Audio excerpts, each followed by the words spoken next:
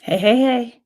It's Filter Free Friday, y'all. Listen, I am so glad y'all here. I have consistently been called an agitator throughout my life, and it's probably true in the sense that when there are 10 things to talk about and we agree on eight of those things, I regularly um, think about the two, even if I don't manage to bring it up.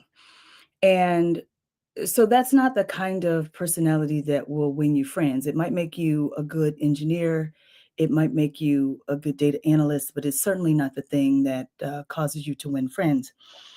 Interestingly enough, hypocritically, I don't particularly enjoy it when someone notices the things that are um, need to be criticized about me. However, in order for us to get better at anything, we have to be able to take a critical look at certain things in order to get better. And this is especially true when you're talking about anything that's race related in the United States of America, because by and large, people want to be comfortable. And when you talk about things that cause people to feel discomfort, they will do anything to avoid having to feel discomfort. Now, when 2020 happened, one thing that I thought was fascinating was that many people were spewing words like, well, I'm not here for your comfort. You have to get past your comfort. Listen, it is the human condition. There is not a person I know or who I've experienced at work who likes discomfort. Now, there are people who can build their capacity, their ability to be able to handle discomfort, but there ain't nobody who likes discomfort. And you want a topic that makes people uncomfortable in the United States of America, it is always going to be race.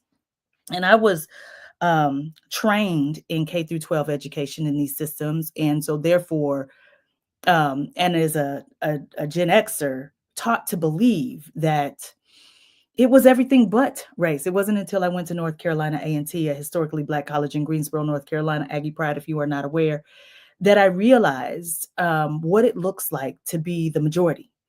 You see, for the first time in my life, I was one of 12,000 students, all of whom, except for maybe 120 or so, were Black. And within that Black system, the food was for me, the everything in the shops was for me, the music was for me, the way people moved, I was, even if it didn't make sense to me, I understood it. You know, you had Southern Blacks, you had uh, Californian Blacks, you had Blacks from Alaska, you had Midwestern Blacks, you had the Blacks from the DMV, and then you had people who were like me, who were first generation Black people, and then you had folks whose great great grandparents had graduated from North Carolina A&T. You had the children of famous Black people. You had Black folks who were wealthy because they were tobacco farmers. You had a little bit of everything. And I, for the first time in my life, got to be in a situation where I knew what it was like to not really be thinking about nobody else and their race. You see, it's sometimes people think it's hatefulness when white people vote a certain way or behave a certain way or engage in a certain way. But me being in an all Black system got helped me to understand that the opposite of caring about somebody is not hating them. The opposite of caring about somebody is complete indifference. Martin Luther King has said it a million times over, but I didn't get it until I was in the majority. You see, when I was at A&T, you think I was thinking about if somebody had, I don't know, tell me about some white dish that folk like. I didn't even think about it. It wasn't like it was hateful to not have things they appreciated on the menu. I just didn't even think about it. It's not that I didn't think about whether or not their makeup was in the drugstore because my makeup was. I didn't think about if they had the hair products they needed to remove oil from their scalp because we need to put oil on ours. So as long as I had the oil I needed, I wasn't really thinking about anybody else. And this is kind of the human condition. And what's interesting is in 2020, when the nation, many people were saying, "Hey, we have this is this is different. This is different. This is different. This is different." I was like, I don't know that this is different because just 4 years before, when former President Barack Obama was leaving office, what we knew at that time was that white supremacist organizations, not white supremacy, I'm talking Ku Klux Klan like organizations, had grown by over 700%. This was true when he first took office, and this was also worse by the time he left office. What is that if it's not about race? And what I think is interesting is that there are three kind of parts of thinking about how to bring people together around culture. One of those is personal. That's me as an individual person. The other is me and kind of my friend groups, so who are the little people around me that I have influence over or proximity to. If you're thinking about an organization, this would be like the leader of that organization, and all these people kind of fall under this person controls the climate for the rest of the folks. And then there's what is called like the institutional dimension, which can be identified through a series of policies, laws, rules, whatever. When we're talking about race in general, and I know this is factual and facts don't really move people, but I just can't help it today. When we're talking about the structure of racism and how it was kind of baked into our system, this is not debatable. This is not debatable. The first enslaved African people were brought to this country at almost a century before the country was even formed. And we created, even 200 years before that, this system whereby people who are white get certain privileges, or with white skin get certain privileges, and people with black skin don't, to keep people separate. Now, here's why that is important. Here's why that's important. Because when you create laws to separate people by race, now you have baked it into the system. When you create laws that make it okay for certain people based on color of skin to have to work, forever, because now your lineage comes through your mother, and we've never done that before. What you have done, this is really, here's what people don't recognize. This is an easy lever to move. You can change laws easily, as you are seeing right now with like executive orders and what that means for our systems here. And what I think is fascinating about laws is that people discount laws. They discount the institutional dimension. They're like, doesn't matter who's in the White House. I don't know how many of y'all heard that. What we are seeing right now is the ease at which it is to change a law to make things real and acceptable and beautiful. And that's why you have things like civil rights legislation. That's why you have things like the Voter Rights Act. That's why you have things like a woman's right to choose, because laws do matter. If you didn't have, if laws didn't matter, why you got speed limits? The laws matter, and they are easy to move. Easy to move. That's why you want to have legislation in place. Like, yeah, there are hateful people, individuals, right? There are individuals, or the personal dimension, who have hateful ideas in their head, just like a little brain up there, got hateful ideas in their head. But if this person wants to hang me, they're going to have some consequences by that, because there's a law. Like, I think it matters that I would love to fix this person if I could. But in the absence of being able to fix them, I need the law to protect me. That's why I hope we understand that now, based on what we're seeing happen at a national level. Now, what folks want to talk about, though, is we want to think that this person over here is somewhere in Alabama, Mississippi, not us. And I have lived in the Midwest my entire life. I haven't met a person who does not have racist ideas, including myself, because we have all been raised in the system. You can't swim in water and not get wet. It is not possible. one of the first things we need to do is stop denying that racism and racist ideas exist, right? And what's interesting is like, if this is easy to move, this is the hardest. Oh my God, this is so hard to move because everyone thinks it's everyone else except for them.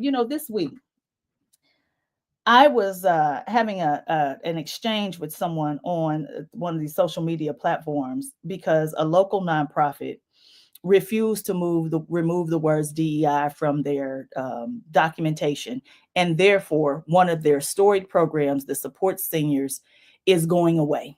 They don't have the federal funding to do so. Now, in 2020, one thing that I was really trying to push us to do is to think about this leadership dimension here. Like, if you are the leader of your family, leader of your church, leader of anything, you've got people for whom you signal what is good and right and acceptable. And I love a Black Lives Matter plaza if you think about what happened in DC. But one of the reasons why folks were, if you look at the 13 pillars of Black Lives Matter, no matter what other people say about what those 3 letters mean and what those words mean, ultimately folks were trying to say, can you make sure that police treat everyone with dignity and respect and don't kill unarmed citizens? Can you please ensure that when a Black woman is pregnant, regardless of her educational status or her socioeconomic status, how much money she has, whatever, that she does not die in childbirth? Regardless of what you think about Black people, can you ensure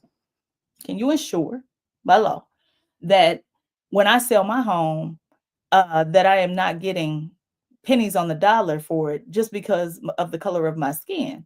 And were those things changing? Those things were not changing.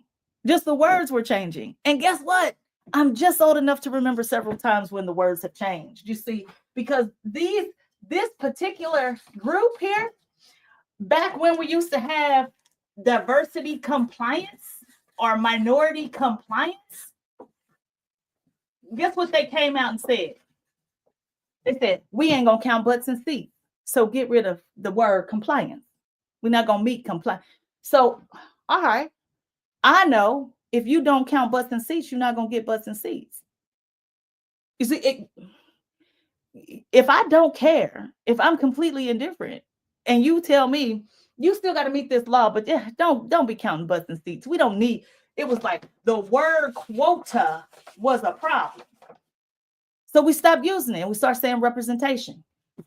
Folks start having issues with the word affirmative action. I'm going somewhere with this now. And if the issue is with the words affirmative action, we start calling it something else. Guess what we start calling it? We start calling it diversity and inclusion. And you know what happened in 2020? Folks who care so much about words, honey, we started saying Jedi and REDI and DEI and BEIAB and DEIB, and all words. All words. You know how I know it's all words? Because when the law changed, guess how easy it was for these folks to strip the words? By and large. Now, for the people who have done their internal work and recognize that if you are familiar with liberatory design, there's a little ramp on the street to get you from the street to the curb. And in the median, if there's a ramp to get you from the street to the curb, many people use that. You might use it if you got a stroller. You might use it if you're on a skateboard. You might use it if you're carrying your luggage. You might just use it because you don't want to step up. It was designed for people in wheelchairs because people in wheelchairs can't get from the street to the curb. They need it. And so when you design sidewalks, when you make those curb cuts, it makes it better for everyone. You see, this idea that rising tides lift all boats, rising tides, when you have a small boat versus when you have a yacht, is a very different situation. And so you have to think about what's going to happen when the tide rises for the boat that is the most vulnerable in all situations. So when we're talking about race, when you do things specifically for Black people, there's not been a single law Not one put in place for Black people that did not help other groups in better at greater rates. Not one. Because when I design curb cuts for wheelchair users, I am helping everyone who would like a way to get from the street to the curb and vice versa. And so when this started to happen, I'm called an agitator, right? Because I'm like, are you going to do the work so that 50 years from now, and I said 50 years from now, we won't still need these laws, right? Like, are you doing the work? And so for my clients, for whom I am incredibly proud of, what happened was it didn't matter if you had the words because you could still do the work because your organization values things like, let us just see what kind of things might you value if you are actually doing the work and not just the letters. You might value things like teamwork. Oh, geez, that's a really small piece. You might value things like teamwork because if you value teamwork, you recognize that your team is made up of different people who you have to figure out how to get along. You might value collaboration. Mm-hmm. If you value collaboration, you understand that there's lots of different people for whom you have to collaborate with. You might put on your company values that you value innovation. The data is clear. If you value innovation, you will make sure that there's representation from a wide swath of people. Maybe you value results. Uniformity does not get you the best results. It's kind of like if I were going to go on any game show and someone's going to ask me questions that represent the whole of America, it does not make sense for me to pull people who grew up in Kansas City, who are the same age as me, in the heart of the city, who went to Lincoln College Prep, who also went to at HBCU, who are also Christian, blah, blah, blah, blah, blah. They can't help me answer the questions. I'm going to need a wide range of people in order to get the best results because we are smarter. There's an entire book called The Next IQ written by a lawyer named Dr. Aaron Reed that shows all of this. But in order to do that, you have to be a courageous leader who is deciding that you care about the sentiment of what you are signaling to the rest of your organization. And when you are doing that, when somebody by law goes, I don't want you to do it, you can remove the letters DEI. If it don't matter because you have baked it into teamwork, collaboration, innovation, and results.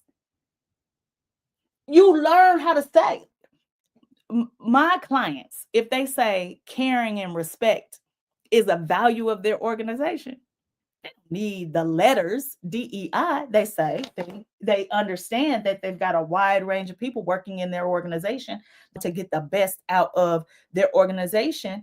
And because they want to get the best out of their organization and a return on their investment in people, of course they are going to create a sense of belonging. They don't need those words.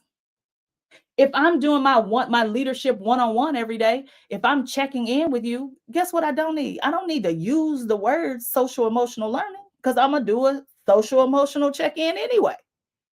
And so when I get accused of bending over because I don't want a storied program to go away, it's almost like the time I was sitting in one of those anti-violence meetings and somebody was like, some of y'all don't even know what it's like to be shot at. Like, and they were talking about me, and I was like, I grew up in a house with bullet holes in the side. What are you talking about? Who knew that I would need to credential myself in that way? So when I got accused of bending over, I just remember like, do I need to pull out the books I've written on this topic? Because when you don't understand that individuals, especially some of the wealthiest, the ones who are also happen to be white, who also say that they are Christian, who generally happen to be male. I'm speaking in sweeping generalizations. There are exceptions to this rule, but the exceptions prove the rule. When these people won't do their work and they are the ones in power and control, you understand the importance of these two so much. But when you vote for someone like this who does not have any sense, or actually, let me take that back, who has every sense of what racial divisiveness can do, and you put them in this spot, what I'm looking for right now is a little bit of courage. It's in low supply. It's hard to teach. And I think it's fascinating that I am the one who's being described as the one who's bending over, because I have been saying this since the rest of y'all got on this boat 5 years ago and put all these letters together, that the letters don't matter if the work ain't happening. The work has to happen. And the work is, look, I don't want to be uncomfortable either. But sometimes when we touch on these internal things that you got to work on, it's going to make you uncomfortable. And when we build our emotional capacity to be able to recognize our emotions, understand our emotions, label our emotions, have safe space to express those emotions, then we can regulate and do the work that's necessary. And when you ask me, why do we have to work all the time? Because we got work to do. Because we got work to do. I got to get dressed. I'm late. All I know is call me whatever you want. But what you ain't going to call me is the no backbone having jellyfish. It's filter free Friday, y'all. We got work to do.